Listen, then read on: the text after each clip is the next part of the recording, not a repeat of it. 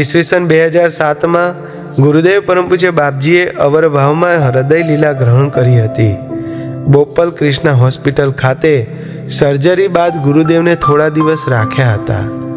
આ સમયે ગુરુજી પરમ પૂજ્ય સ્વામીશ્રી 2 મહિના બધું વિચરણ તથા સંસ્થાકીય પ્રવૃત્તિને ગૌણ કરી ગુરુદેવની સેવામાં આવી ગયા હતા.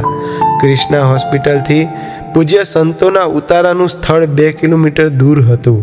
તેમ છતાં ગુરુજી પરમ પૂજ્ય સ્વામીશ્રી સ્વયં પોતે ભોજન લઈ ચાલતા હોસ્પિટલ ગુરુદેવને જમાડવા જતા. કારણ પૂજ્ય સંતોના નિયમ મુજબ એઠી રસોઈ લઈ ગાડીમાં ન જવાય. સંતો પ્રાર્થના કરતા, દયાળુ, આપ આટલું ઊંચકીને ન ચાલો, અમે લાવીએ, આપ પીરસજો. તેમ છતાં ગુરુજી કોની સેવા છે એવા દિવ્ય ભાવે સેવા કરતા.